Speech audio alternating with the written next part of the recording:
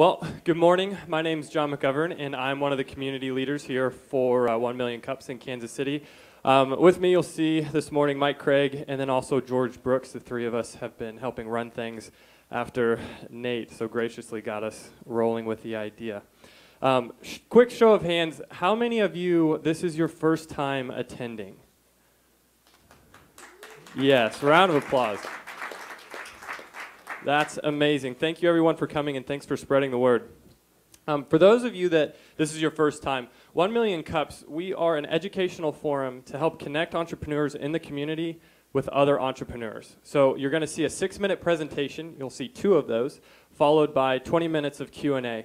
And that's an opportunity for us to connect with those entrepreneurs, give them some of the answers that we've found, maybe pose some questions that they haven't asked before to themselves. And then also get something back. So we really encourage everybody to engage during that, that time. But a couple of housekeeping issues here. During the presentation, especially in the back, it's really tempting to start having conversations over your coffee. But please give the presenters your full and undivided attention as they're going. It helps keep the focus in the room up here. And then also you can get as much out of the presentations as possible. Also, we are really, really thankful that the Kauffman Foundation lets us meet here every week. And as part of that, we ask you to make sure your coffee cups find their way to the trash cans. And if you're using glass cups, that they make it back to the trays in the back.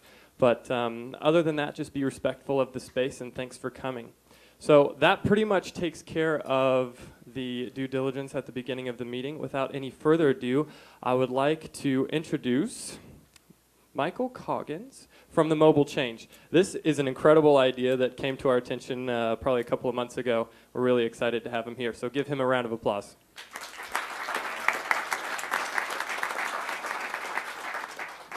Good morning. Thank you all for coming. Can you hear me in the back? Everyone can hear? Closer? Better? Okay. Thank you all for coming. And before we get started, I want to say thank you to the 1 Million Cups group. I think this is a fantastic movement. I'm very fortunate to be here and very lucky. So thank you guys. What you're doing is great.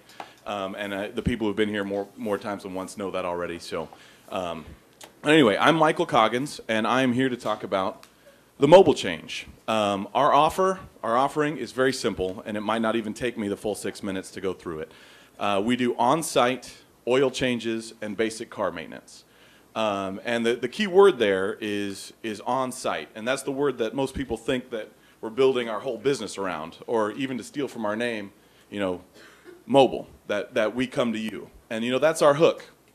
That's how we get people's interest. That's what's different about us when you first take a look at what we do and what we offer. But before we get too far into exactly what we do and who we do it for and how we do it, I want to talk to you guys about the current state of oil changes and car service and what you have emotionally attached to it. So feel free to shout out loud and let me know, when you're sitting there at one of these stations, what do you think of? Are you thinking about the time? Sir? Find the right magazine to read. Find the right, and if they don't have it, you're frustrated, right? Yes. How do I convince my wife to come up and pick me up, take me home, and take me back? Yes. Instead of making me wait there. Right. Execution. Execution? Making sure that they tighten up the brake. Okay, but if you're in the waiting room, are you worried about that? Are you going out there, getting under the car and looking at it? Or are you just anxiety about it? Anxiety. I like to hear that. I like the opportunity to change that. Yes. I said bad coffee. Bad coffee, which we're trying to end that here too, right? Dirty in here. I'm worried about what other kind of services are going to try to sell me besides the oil change. Exactly. So I kind of cheated. I have to admit, I cheated when I gave you this test because I've given it to a lot of people. And I know that everyone answers this with an emotionally negative response. And that, to me, is more the opportunity of what we're presenting than coming to you. What we're here to do is we are here to completely change your emotional relationship with how your car is serviced and maintained. So if we can shift a core group of clients from negative emotional response to neutral, or so that they don't even think about us, we've won. And that's one of our primary aims. But if we can craft a service so that so our goal is all of our clients have a positive emotional response, then we're going to find ourselves in the situation that, you know, modern entrepreneurship calls the holy grail. We're going to create our evangelists. So we're here to try and make that change. Currently what happens, you go to the stationary station and you sit there and wait, and no matter who you are or what car you're driving or when you get there, their goal is to get $150 out of you. Like, that's what they want. And I know this is part of their business plan because I know enough people who've worked for them. Our goal, every time we come and see your car, is to win your next oil change, your next service. So the interaction is going to be, it already is, I mean, we're up and running, is completely different. So what we focus on eliminating the things that you hate and at least being invisible. One of our clients likes to use the term that we're like car maintenance elves. You know, she doesn't leave her office, she doesn't leave her desk, the keys are with the receptionist, and we send her an email saying everything's taken care of. And that's part of part of our offering is that, you know, you don't have to see us if you don't want to. But what we do actually offer is, like I said before, it's very simple. And here's a list, and this list will change, and it has changed since we started. But it's a core group of very easy things to do, but we are going to do them in a way that is going to revolutionize the way you feel about car maintenance, because that is the opportunity in this industry, not just the mobile opportunity.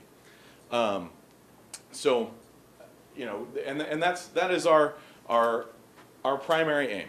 And who are we aiming at? We've got corporate partners, you know, and this is here in Kansas City and in Lawrence, where we will offer this service to all of their employees, and we'll give them a discount if they sign up for a certain day. We've got some realty firms, some schools that offer it to their staff and faculty, and things of that nature, so that, you know, they have their own sign-up page, they have their own discounted prices, but they have a shorter calendar in which they can sign up, and that helps us schedule them efficiently. We have personal clients where we're just coming to their home or office, and, you know, we don't market as much directly to them because it's a little bit harder to find that many individuals than it is one business and get to all of their customers or all their employees. And then lastly, we look at fleets. There are a lot of businesses that have multiple vehicles that they rely on, and we treat them a little bit differently in that we have different hours, because we know if it's during business hours, their vehicles aren't making them money. So our business hours change, either weekends, later in the day, earlier in the morning, whatever it may be. So like I said, that our offering is very simple, and I probably didn't even take my 6 minutes, but I am ready for your questions if you have any. Yes, sir.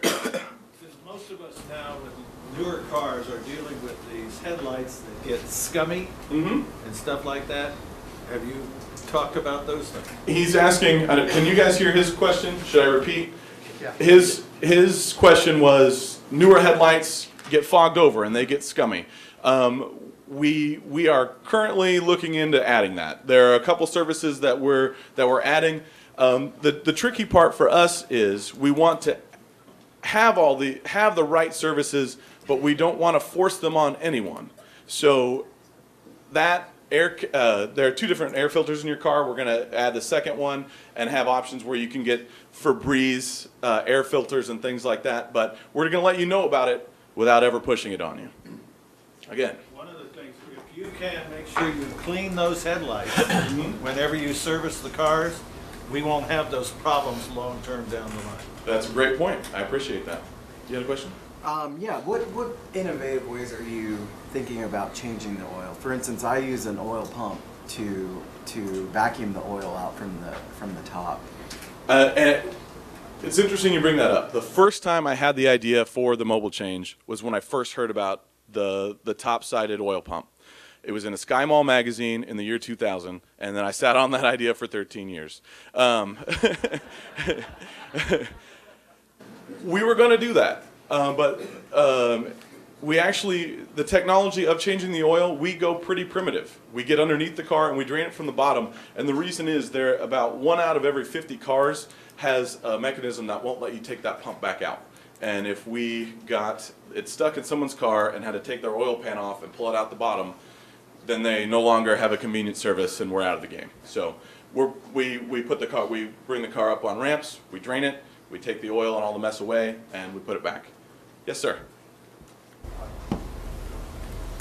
Can you talk about how you're going to scale and if you have intent to go beyond the Kansas City area? Yes, we do. Our current plan, not to give you all of our secrets, but we would like to be in 8 more cities within the next 3 years. Not counting Lawrence and Topeka, that's kind of all packed into this. The scalability, to me, hinges on, can we train people to perform the service with the customer service that we expect? And how do we make them accountable? So I spend most of my time developing the systems that make it impossible to do it wrong. And obviously those systems aren't in place yet, but we're getting there. So the more people we can train and the better we can train them, the more scalable we are, because all we really need is the service vehicle and the right person. The technology behind the coordination can be from anywhere. We're developing pretty sophisticated tools to figure out when people need their oil changed and how we communicate with them and how we communicate with our drivers to make sure that they're in the right place and doing what they say that we say they're going to do. Yes? If I get an oil change at your place, oil change, it's gonna be $150 anyway, because I have a Mercedes that requires 8 quarts of synthetic oil. That is a more expensive oil change, I'll give you that. But my question is, I got ripped off one time when I went to a quick change shop, and I told them it has to have synthetic, and they put regular oil in there. How can there's no way to tell. How can you? How can I prove to you that it's always been synthetic? I don't know if I can, but I can tell you that we do have a BMW client, and it is an expensive oil change, and he not only requested a synthetic, but he needed a specific brand. And he saw the bottles. I mean, it's tough to say without getting underneath there that it's synthetic or not, but you can see our purchase orders, I guess, but we do what we say we're going to do. That's the whole. I guess that's the leap of faith and the trust that we're gonna earn. Yes, sir. 2 questions. First of all, once you have your systems down, where you can replicate that easily, do you plan on franchising that model? And number 2, I think most families today, because I have teenagers, who have 3 or 4 cars. I see this as a tremendous convenience, and also too a way for me to stay on top of my teenagers and my wife and say, are you actually changing your oil? Is there a discount for a family if you do multiple cars at one time, and do you plan on franchising? First off, I agree with you. It is tremendously convenient. Thank you. The first discount that we offer is an annual package. You can get a series of 5 oil changes, and this is basic. This isn't for your BMW. I apologize, but 5 basic oil changes with a set of windshield wiper blades, an air filter, fuel system treatments, and that. And you get about 20% off. It's $300 for the whole year for those 5 changes. We haven't done multi-car discounts without having a corporate partner yet. But one thing that we do that we're actually quite proud of, every time 4 oil changes are scheduled in the same location, whether it be corporate, a group of friends, or whatever it is, we allow them to choose a charity that we donate an oil change to. So that's one incentive to keep it all together. And if it is 4 cars at one time, we talk about getting your own sign-up page, but it hasn't happened outside of a corporate setting yet. In terms of franchising, that is a question that I know that we're going to have to answer, but I don't want to answer it for about 2 years. I want to make sure that this model expands the way I want it to, that our marketing works the way that it is intended, and that we actually can train people to change oil in the way that we want them to. You know, you might not realize that it's a hurdle, because when someone says they can change oil, that means they think they know how to do it all exactly right now. Whereas they don't understand my goal is, if they ever shake the hand of one of our clients, their fingernails have to be clean. They don't understand the value of that, but I've spent probably 100 hours figuring out how to make that possible, because it's a lot faster and easier just to change oil with your bare hands. And if you get the wrong gloves, then it actually holds oil in them, and like it's a process. But I am dead set that when you shake one of our clients' hands, that your hands are clean. So when I make sure that that model is that we can train people this way, and that it makes sense to franchise, then we will. But if it makes sense for us to just keep growing one city at a time and own the whole thing, I'll do that too. Yes, sir. Hey, Michael, I think this is a great idea. I appreciate that. I agree with you. The one concern I have is, what if you have an oil spill? Have you thought about a containment system? I'm Yes. sure you have, but Yes. the owner. Well, we carry the liability for that, and we also have the recommended guidelines for if that happens. There are two different situations that could happen. One, during the change, or two, during transportation, because we obviously take the dirty oil with us and recycle it. If it happens on site, we have, first off, a lot of measures in place to make sure that it doesn't. When we get under your car, we put a full sheet of aluminum underneath it, and then on top of that is an oil absorbent canvas, and then on top of that is the receptacle to take the oil. So if it does splatter, it's contained. But if something else happens beyond that, we have the right biodegradable chemicals and cleanup material so that we can get it out immediately. And if it spills in transit, it does so in our vehicle, so then we take it to the right place and have to do the same chemical makeup, but clean the van out and make sure that as much of that oil as possible gets recycled. Have you thought of other services like cleaning the interior of the car, since you're already there? We have, and it's tricky to figure out what we want to expand into. So far, we've had one client suggest that, and it creates a whole nother set of tools and systems that we need to go just into cleaning, because, you know, how do we decide what trash to throw away? What tools do we need? How much water do we need to take with us? So we have, since there are a lot of questions to answer with each one before we can do it perfectly, we haven't rolled that out yet. But when we get this core as solid as we want, and enough of them want it, then we answer that question. Yes. Talk to me a little bit about how you got to this point. How did you get to actually starting the company, and what does it look like to grow your workforce? It's scary, because it's scary. He asked, what is it like to grow the workforce, and what did it take to get to this point? What got the idea going? What actually made? Are you full time into this, and what did it look like making that transition? I am full time into this. I do have some other stuff I do on the side part time, but I'm into this about 60 hours a week, so I'll count that full time. The workforce part is at the beginning it was scary, because you're handing somebody else's keys to somebody else for their very personal, tangible good that they have, that they love. You love your BMW, don't you? Mercedes. Oh, I'm sorry, Mercedes. Yes, there's a reason that people drive nice cars, because they're really nice. So that part scared me. But what I've done is I've been present for enough of it to know what we need to train people on, so that the risks are mitigated. How big is your team? There at most we've been at 4. Usually there are 3 of us, but there are only 2 of us present at the oil change usually. And I still go to every one, and I take notes, and I think about what we can do better, and I time it, and I record every single piece of data that I can. Yes.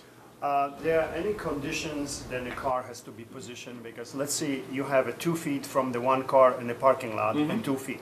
And I used to have a sports car. I could not get in. So you need to lift it up car. There's no way about this.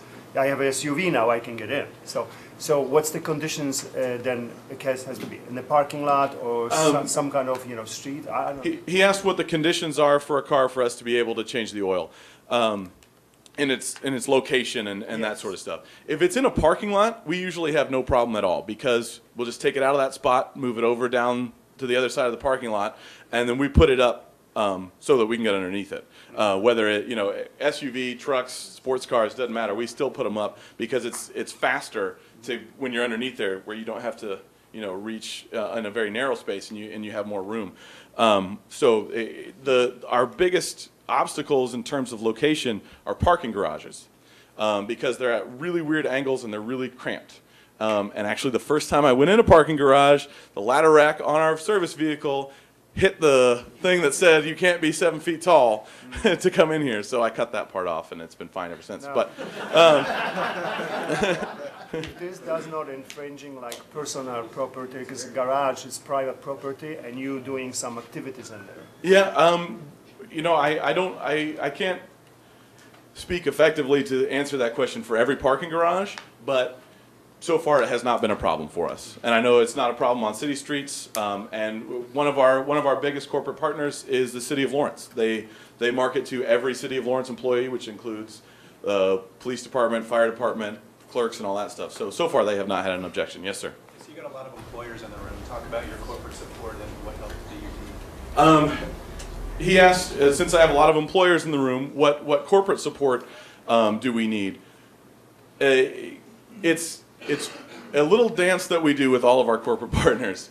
I want to email all of their employees. They don't want to give me all of their emails, the email addresses. So I usually have one contact, an HR rep, whoever's the head of HR, and that person and I will talk about how often they hear about our offering and what format. My goal in all of that interaction is to take work away from that person. I don't want to create work for them because everyone knows no matter what job you're in, you come to resent that. So if they're comfortable giving us that contact information, we'll take it completely out of your hands. We'll set up, you know, themobilechange.com/your business name, and you know your employees can go straight to that, sign up for it. It'll have the reduced pricing right on it, and it'll have the dates that they're allowed to select right on it as well. But if they're not comfortable with us communicating directly to all their employees, which is the majority of businesses, they don't want to give out that information. You know, God forbid we sell it or we get hacked or whatever. So I just, you know, they usually send out 2 or 3 emails a month, and that's it. So,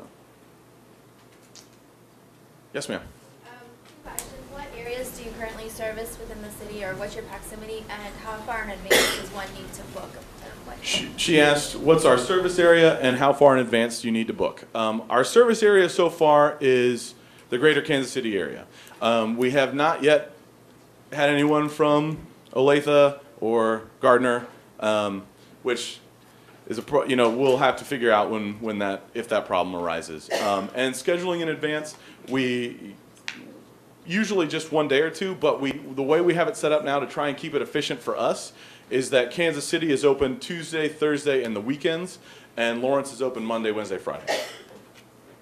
Yes, sir. I've seen a company that does something similar to this, but they take a different approach. I want to hear your thoughts on it. Instead of training the employees to make sure that every oil change is right, they're just a platform for if you need an oil change, you say that you need it, and then whoever is in their network will come and do it for you. Do you think that that's not scalable to the point of like the service that you want it to be at? Do you explain to your clients that do you charge a premium because every time that you change the oil, it's going to be perfect? How do you communicate that to like customers? Well, first off, when you talk about charging a premium, one thing that we found out is that people don't really know what they pay for oil changes, and they swear to you that it is way less than they actually pay, because everyone wants to believe in themselves as someone who finds a good deal. So I say, what do you pay for your oil change? Oh, I pay $25. I said, my mom even thought this. And I said, well, show me your receipt. And it was for $55 because she went in the middle of the day. So it's debatable whether or not we charge a premium. I think we charge something that's fair. And if it is a premium that's seen, it's the mobility that we come to you. If you're talking about finding local mechanics who will come out and do that, or that are recommended, I don't think that's the route we would want to go, because we do want all to have this uniform experience every time that you encounter a mobile change, oil change. Yes, sir. Could you talk a little bit about your strategy with fleets and maybe some of the success you've had to date, if any? Our strategy with fleets. We love fleets because they get a ton of miles, and it's usually the person who pays for the fleet is not the person whose money they're paying for the fleet. So it's great. We have a couple, and I would say our strategy to get them is a little bit varied. The first one I got because my friend worked there. We are the official oil change of handcrafted wines in Lenexa. He really likes his job. And then what has been born of that is that when we talk to other fleets, we can say, well, we do handcrafted wines. We do all the buses and vans for Wright Career College. We've got mechanical contractors. And so our new strategy is based on the fact that, hey, we've got these people, and they love us. Ask them. Yes, sir. Why is Olathe not in the metropolitan area? I'm not saying that it's not. I'm saying we haven't gone there yet. It's just farther. It takes almost as long to get there as it does to get to Lawrence. Yes, sir. Can you talk a little about that, about the rapid model? I mean, if you think of how far you're going to go, what's it cost you to roll the truck out there, cost of the materials, I mean, how much, you mentioned they want to get $150 out of you if I come in and see them, right? Yeah. What do you need to get to cover your costs and have some acceptable margin? The real answer to that lies in how efficient we can schedule people. So I'm not as worried about it on an individual sense as I am on a daily basis. So if I can get everyone in Olathe to sign up on the same day, I'm fine going to Olathe. Because if we can get to the point where one technician is doing 16 to 20 a day, that's efficient enough for us, and our biggest sunk cost is gas. I'm not going to talk about the specifics of our profit margin, but I would say it lies in a volume and efficiency of scheduling, not necessarily in our one-off price. Yes? I don't know if you mentioned this earlier, but do you have any thoughts on like referral benefits? So if I refer a couple of friends. She's asking about our referral benefits and bonus program. I love our benefit referral program. Almost everywhere else that you go, they give you credit towards your next service, right? If you refer a client for us, you get a handwritten thank you note with a very crisp $5 bill in it. So it is a gift card to anywhere, not just us. So, yeah, I love our referral program. Thank you. Yes. Okay, so two things. I have a 4.5-year-old little boy that I always take with me to get my oil changed, and his biggest problem is that they won't let him watch. So have you thought about including an element where a small, curious child could watch? Secondly, have you thought about building your workforce by building collaboration with organizations that train youth in car services and technical schools and this sort of thing? By because you mean your 4.5-year-old? No. Well, he'd probably be ready, actually. He's pretty smart. But, I mean, we have a lot of alternative education programs in our city that are really quite innovative. And if excellence is what you're going after, I think sometimes getting them before they've learned the bad way or the unskillful way would be better. And it would be a great opportunity, to build work for our young people who need it. Thank you. Your first question, have I ever thought about having 4.5-year-olds watch us change oil? I have not thought about that yet, but I'll think about it. Are you going to help carry our insurance costs? Because I imagine they'd skyrocket. If somebody wants to watch us change oil, they're more than welcome to. I think part of our offering is that you don't have to, and you can go about your day without changing anything. But when we talk about growing our workforce, I haven't thought about our channel to do so, but you're exactly right in that we want people who haven't learned the bad way. I don't want, if someone came to me and said, I've run a Jiffy Lube for 10 years, I would say, thank you for your resume as I threw it in the trash. Because they know their way. They don't know the way I want them to do it. But I'd be glad to talk about channels of getting great people. Of course I would. But you know, we can talk about that later, I suppose. Yes, Michael, sorry. We are pretty much out of time. But before you leave, what can we do as a community to help you outside of, you know, spreading the word and using your service and stuff? Are there maybe some technical services that you need either with your website or management or training of anything? Got a lot of great minds in the room. I'm sure we do. Our website, we like a lot. We like our website. We like our design. Marketing has been a bit of pin the tail on the donkey for us in the dark. And you know, we've wasted some money in some places. We've got a lot of traction in others without spending any money. So, you know, marketing experts, feel free to get a hold of me.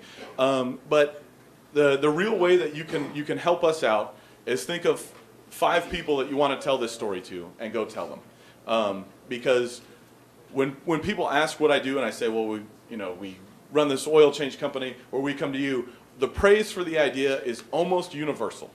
Everyone likes it, but we need to get to the point where more people know about it and they sign up for it. So anyway, thank you very much. You've been a great audience.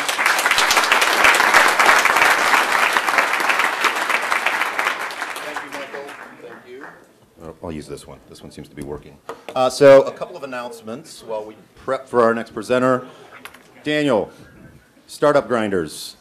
Anybody attending Startup Grind tomorrow? No, you are not, because it's now next Wednesday? That is correct. Hi, everyone. My name is Dan Linhart, and this is Kelly Tomlinson, and we represent the Kansas City chapter of Startup Grind. And I'm going to give you a very brief overview of what Startup Grind is, and then we'll tell you about our event that has been moved. So brief that I want to encourage you to ask me questions afterwards, after 1 million cups. But Startup Grind started as just one meetup in Silicon Valley with a group of entrepreneurs that wanted to support one another and just discuss ideas and really encourage each other as founders to go through the Startup Grind and encourage one another to keep going through the Startup Grind. It has now morphed into over 40 city chapters around the globe. But the mission has not changed. It's a space to where people that are interested in entrepreneurship or startups in general to come together to expand your network and to learn from one another. And the main way we do that is we're committed to bring in some of Kansas City's most successful entrepreneurs and startup minds so that you can have up close, up front personal contact with them to ask them questions, to learn from their story, and just hear how they were able to go through that startup grind and start successful companies. So the next Startup Grind for Kansas City, it's our second one. It's going to actually be next Wednesday due to the impending weather. So Wednesday the 27th at 6 p.m. It will be at Crumma Lab, which is in the Crossroads, and we'll have Herb C. from Think Big. So it's about an hour of questionnaire with Dan asking questions about how he got the idea, how he grew, how he's being innovative, being the leader, well, a leader of the entrepreneurial community. And then there will be about 20-minute, half-hour Q&A where you guys can actually ask your own questions. So what's really cool about this is it's candid and it's intimate. So it's not Herb talking at you, it's talking with you. It's conversational, it's honest. And so it's kind of a really great, unique setting from some other things that we've had going on here. Where's it at again? Crumma Lab in the Crossroads. It's 1815 Central, right by Mildred's. So if that gives you an idea of point of reference. So next Wednesday, 6 p.m. If you have any other questions, we have a meetup page, and you can also find us via Twitter at Startup Grind KC. And register through your number. Yes, it's very important. You can go to the register for the meetup page, but you also need to actually go and buy a ticket via Eventbrite. So make sure you do that. And there will be booze and snacks. That's the most important part. Booze and snacks.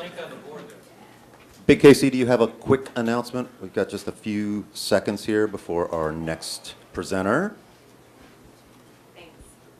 Hi, I'm Reagan Carrizales, and I'm with Silicon Prairie News. For those of you who don't know, we have the inaugural Big Kansas City that is coming March 26th, 27th, and 28th.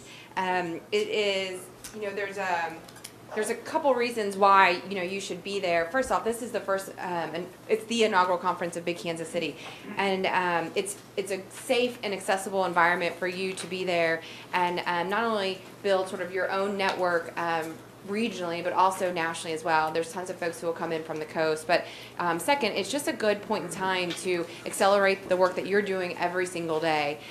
It's about having sort of a point in time to not only continue the momentum that's already happening on the ground here, but truly to give you a point to accelerate your ideas and your companies.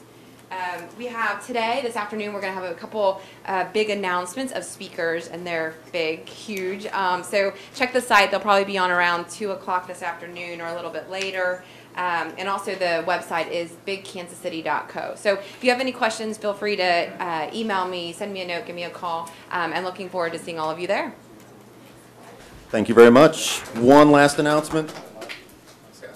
Good morning, everyone. I'm Scott Karsten. I work for Kaufman Fast Track, which is a affiliate organization of the foundation. I want to talk to you real quick about a workshop that we're hosting on, I think it's Wednesday. Yeah, Wednesday, March 6th. And it's here at the foundation over in the conference center. And it's called The Intentional Entrepreneur.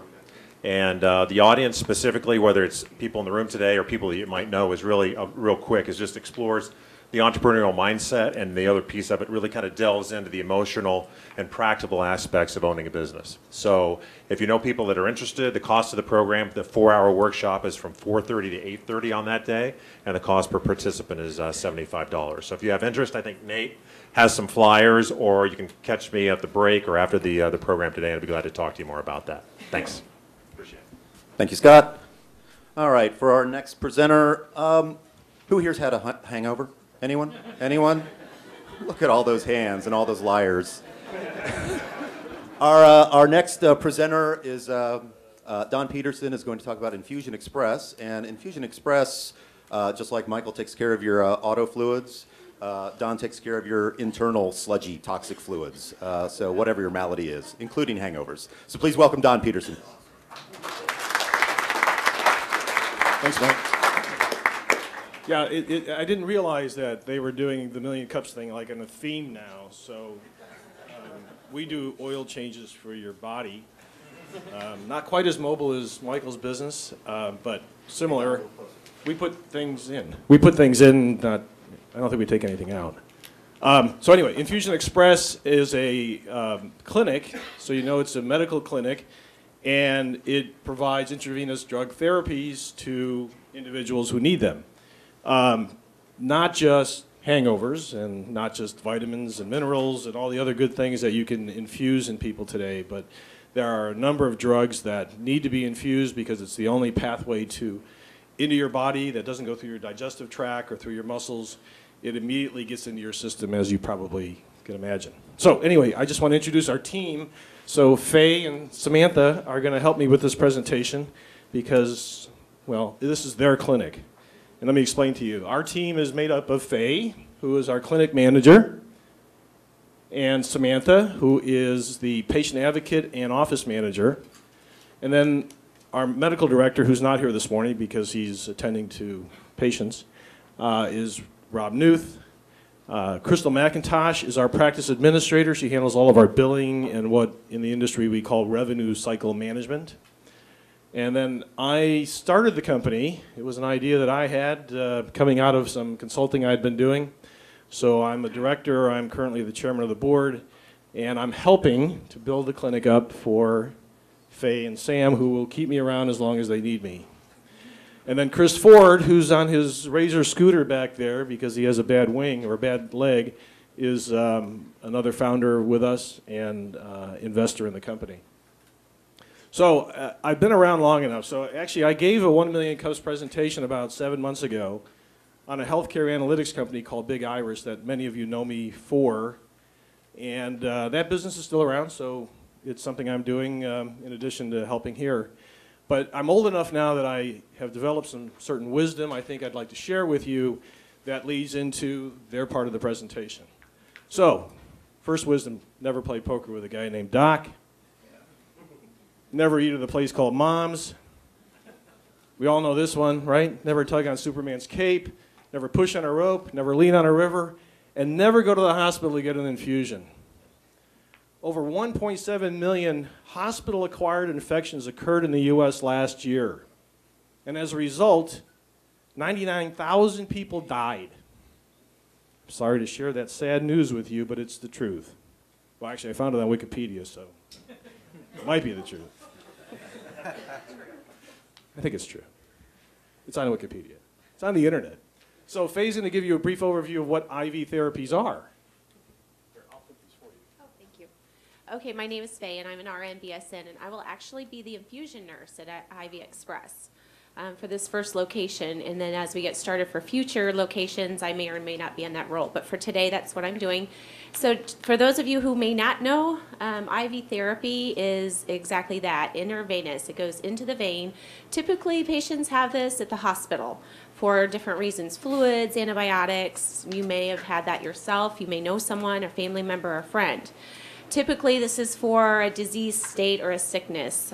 Typically, you don't go to the hospital for wellness or anything to be infused in that regard. So this would capture antibiotics. Chronic patients also get biologics. There's a lot of inflammatory diseases going on. Sometimes you come in just for mere hydration. OB patients need it for nausea. On and on, the list goes on. And then also with that being said, as we know, big pharma is an enormous capital in our community. 300 drugs or more, 350 more coming down the pipeline, on and on and on it goes. So IVX is going to capture an opportunity for the patients to come out of the hospitals, out of the doctor's clinics, and to receive intravenous medication supplement. If they're chronic, if they're diseased, if it's written by a doctor, it's a script, they require this, we want to be able to offer that service for them. If it's an elective, where everything's going, the trend of wellness and health, everybody's going in that direction, we want to be able to offer that as well. Whether it be like a vitamin C infusion, a B12, the rehydration, if you've had too much at Westport or down at wherever you would like to go, we're going to offer that as well. So there is no parameter. There are a few things that we're going to be elective and kind of selective on at this point. We're not taking everything, but the sky's the limit as to what we would be able to offer for infusion.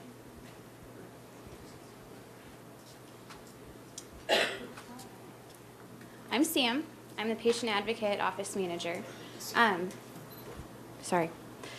At Infusion Express, we're trying to steer clear of hospital setting, gray, dull, boring. We have a very serene, comfortable feel. We have leather recliners, iPads, massage chairs. We also share a space with a wellness center. So all of our patients are offered discounted rates for massages, yoga, personal training, life coach, anything like that. When you make an appointment with Infusion Express and you come in, check in for your infusion, you're not going to sit in the lobby. You're not going to have to wait around to mix drugs, anything like that. You're in and out. And your initial visit at Infusion Express, you'll be educated on your financial options, all your benefits. We'll find the best benefit with your medical insurance, pharmacy insurance that is possible. Thanks, ladies. So I'm going to get into the business side of this a little bit because I think that's mostly why we're here. But we wanted to introduce the concept to you because not everybody knows what intravenous drug therapies are. Patients can self-refer. So your physician writes you a script to get a antibiotic infusion or chemotherapy or immunosuppressants, and if your doctor is fair to you, they're going to give you options, or at least allow you to explore options where you get those infusions. 75% of patients currently get infused at the hospital. And like the infections that you can acquire there, you actually leave behind about 5 times more money there as well. So they give you something, and you give them something back. And neither one of them are very desirable, okay? So what we're trying to do is offer an option to patients that's much lower cost. But to get that information out there, we're going to market direct to consumer, internet stuff. We've got a Facebook page, Infusion Express. Come and like us if you would. We're tweeting all the time. Danielle, who's doing our marketing, is here, and she's done an outstanding job. We have more followers on Twitter in 2 months than I have had in 4 years. So, but that probably has more to do with me than her. Our target markets are obviously going direct to consumer, but also employers who are self-insured and their third-party administrators, because now that employers are required to pay for your health insurance, we believe that those employers are going to weigh in as to what those and where those costs, where that money's going and how that money's being spent. So we're offering a lower cost option. We're saving patients a ton of time. When you go to the hospital to get an hour-long infusion, you're there for half a day. You have to go through admitting, you have to wait around for a nurse, you have to go find the infusion room. They have to, the thing may be done, the bag may be empty, and you're waiting around another 20 minutes for the nurse to come and take the catheter out. And then you have to go through discharge, and in the meantime you're collecting whatever infection you can gather from them as well, and you get to drop off a bunch of money when you leave. So we're catching a wave. In the last 6 months, over $27 million in venture capital money has gone into backing infusion centers like ourselves in different parts of the country. You can see in the bigger cities, in the Great Lakes, that there's a high concentration of infusion suites like ours, but yet very few as you move west. Our goal is to catch that wave, and if any of the companies who are better funded than us want to come to Kansas City, they'll have to come through us. In the meantime, if we can grow to be big enough, we'll go out and start acquiring them. This is the typical savings for the variety of drugs that are typically infused, Remicade being probably the most popular. You can see that doing it in our office is almost half the price of what it would cost at a hospital. That's just for the drug. That doesn't include the IV push codes that we also bill for. So, wisdom again, a couple more rules to share. Never eat on an empty stomach was a rule that we had back in the 80s when I worked in Silicon Valley. So if we didn't have a few glasses of wine or a couple martinis first, we didn't eat. So in last week's business week, it takes a while for that to sink in, that never eat on an empty stomach thing. But it was true, and it's true today. So Business Week, last week, had an article about the hangover cure. It's in a freestanding infusion therapy center in Chicago called Revive. And for $99, they'll get you right.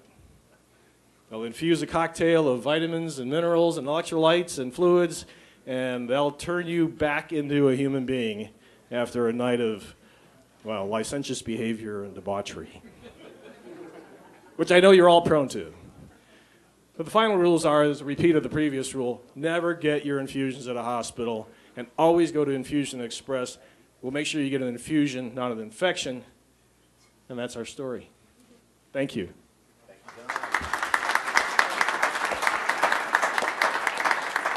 All right, let's get some questions. Why so safe? What's the difference? I mean, I know a hospital is filthy, but what's the... Why so safe? Why so safe? What's the... Because we don't have a lot of sick people running around. And what happens in a hospital, and to the credit of, you know, I don't want to disparage hospitals. They try to do the very best they can. But you have lots of staff touching lots of things that may or may not have been touched by somebody else. And literally, there was a study done a year or so ago in a hospital in Minnesota that simply had everybody running around with Purell in their, you know, in their pocket, using it, and they cut infections by 47% or something like that, just because their hands are dirty. So every doorknob, every, you know, imagine. So that's why. Why the concentration in the Great Lakes? Just because the cost of getting infused at the hospital, the wait time, the inconvenience of it, is obviously more pronounced in an urban setting where there's a lot of people that need the service. So higher concentrations of population will cause that to happen. It's the gun, steel, and butter thing where you solve problems out of need. Yes, sir. You said a map of other companies that are out there doing that in space. What's their life cycle at this time? When did they start? How have they grown? What their numbers look like? Have you been able to use that for some sort of estimation of best practices or how you would go? Well, one of the reasons that I have this analytics company is that best practices is a foreign concept to healthcare. We don't share best practices because we lock all of the information that the best practices could be derived from away in HIPAA-protected silos. Now, there's some efforts with the LACI and other things that are hoping to expose some of that information, but it's not there. But the infusions themselves have been going on for years and years. The amount of reimbursement you get from the various insurance and Medicare is well known. So, for instance, I showed you that one where, on the Remicade stuff, when I was doing the consulting thing I did this last summer, on 40 patients getting infused every 6 to 8 weeks, which averaged out to be less than 20 infusions a month, that practice was earning gross profit, so everything minus without overhead, fixed overhead, over $200,000 a year on those 40 patients. So the numbers are clear because the reimbursements are what they are. And everybody runs under cover of the Medicare reimbursement schedule that's published. So we all know what it is. So it's not a... As far as marketing for looking at growth for what is working for them, how they've grown, that type of... In terms of what's worked for them is the same thing that we hope will work for us, and that's convincing the patients that they have an option. We also want to convince the social workers and the patient advocacy people, and this is where they've gotten traction, at the various hospitals, that now it's about the patient. Hospitals are being dinged pretty hard for high readmission rates. And so the case management people are trying to find ways to keep patients compliant after they are discharged. Part of that might be an infusion therapy, but if it's too expensive or too inconvenient for them to go and get it, they won't go get it. So the social workers and patient advocates at the hospitals have been very receptive to our approaches, which is where the other organizations have gotten traction. But we think with the ACA and the fact that employers are now weighing in on the money that's being spent for actual delivery of health care, that those forces will actually increase dramatically, because business people aren't going to let this runaway cost industry just keep going. It just can't. I'm sorry, ma'am, you have a question? Yes, I think this is a fascinating topic, and I really have two layers of questions. The first does relate to the business model and the B2C sort of way of moving about this. And I think in some ways you're comparing two populations that may not be entirely comparable. So many of the patients, in fact, the large majority that are getting the IV infusions in the hospital, couldn't get them in an outpatient setting. So that is the majority of those. So I think some of the ones, there would be a segment that you would need to make that comparison to for the real market comparison. And so my question is, what is your profit margin over those patients that are getting these infusions with home health nurses in their homes? Because I think that is a more reliable sort of comparison of actually what the profit is. And the second question just relates to the actual infections, that if there are other centers that are actually doing this, as there are, as outpatients, what are their infection rates? Because again, I think that does sort of address the issue that I think you're dealing with different populations. I agree that there are segmentations and sub-segmentations within the base of people who receive infusions. So a lot of infusions that occur at the hospital are for inpatients, right? They're already there, they're getting infused. They're not going to come out to get an infusion. So that's... They're not stable enough to come out. Right. They're not coming out. Right. But anybody who's already been discharged from the hospital, who's been ordered to get an infusion of some kind, they fall into the class of customers that we're looking for. Right. And yes, they can do it at home. But we've had some conversations with people who deliver that and also receive it. But Faye knows nurses who have said that patients are nervous about getting these things at home because, just like Medicare requires now, a physician supervisor is supposed to be on site for any Medicare or government-insured patient. So the home health market is already a subset of the set because we can't serve government-insured patients, and that population is going to grow exponentially here in the next few years. So we didn't take a deep dive on how we compare profit dollar for dollar with that home health market because we assume that it's more or less the same. The commercial insurances pay you a small fee, $50 or $100, to go to that patient's home, but everything else you bill is exactly the same. So the upside of going to somebody's home is another $50 or $100 minus the gas and the time it takes to do that. So our goal is we'll do home infusions, but it's not our primary focus, if that helps. And in terms of what infections are being acquired at infusion centers, I'm not sure that data is available, and if it is, I don't know where to go get it.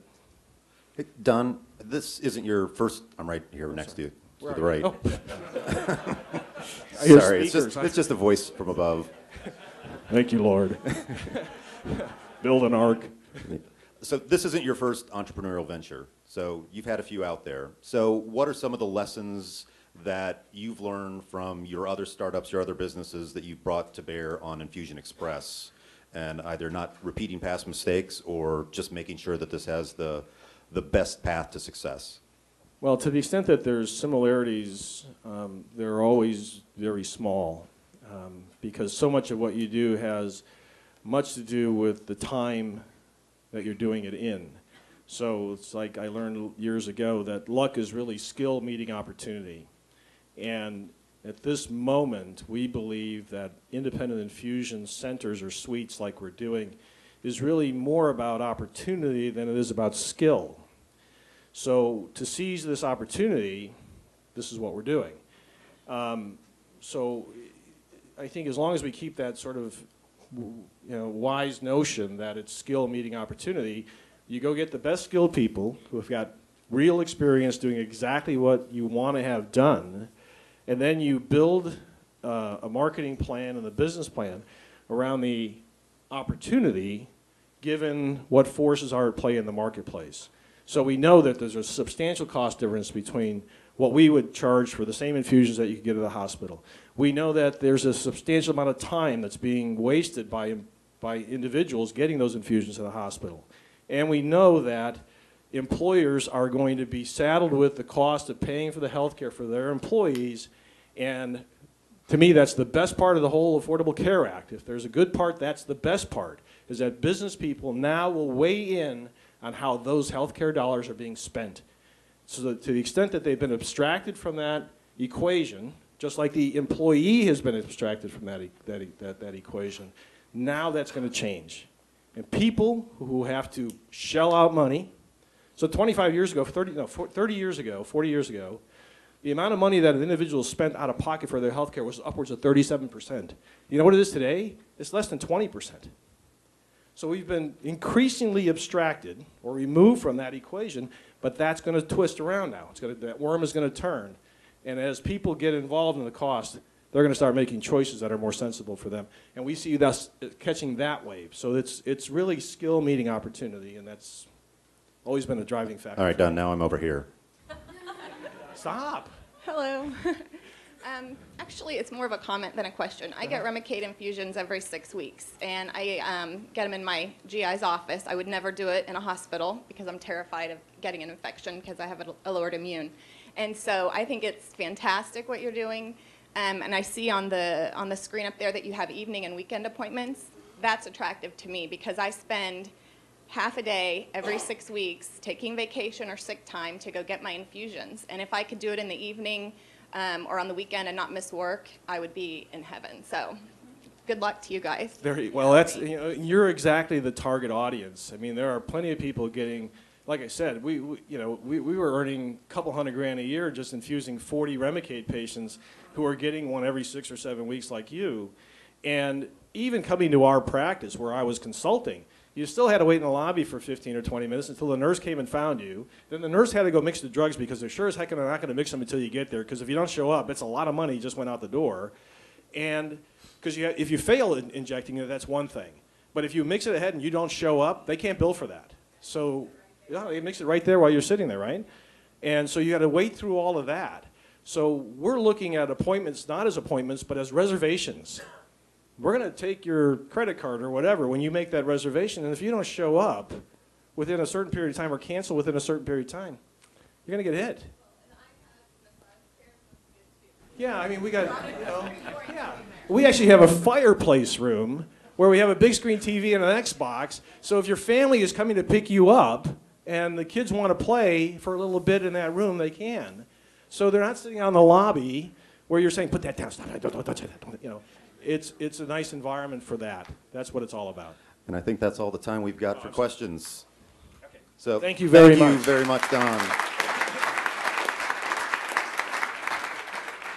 We got one real quick announcement, and then you can all go home. All right, John. There's a contest. Everybody loves a contest. Thank you. I'll make it really quick. We're really excited to announce today that we have gone live with KansasCityStartupNetwork.org. We are building a non-for-profit to support the entrepreneurs and the community as a whole. What that's going to do, like most entrepreneurs, we have no clue. But we want to find out what those gaps are and what those needs are. So what our ask is from you guys, go to kcstartupnetwork.org. There is a spot for comments. Tell us what the needs are in the community. Tell us what the gaps are. Let us know, and we're going to put a planning committee together to see how we can start helping the community more without having an agenda or anything like that. The way that we're going to start to kick this off Friday, we're going to officially announce the logo contest for this. So organically get a logo from the community, voted on by the community, made by the community, and then we'll announce it later on in a few weeks once it's all voted on. Besides that, just go and sign up with your email address, and we can send you the updates as we figure it out. Thank you. Thanks, John. Hey, thanks, everybody. Have a good week, and don't get snowed in.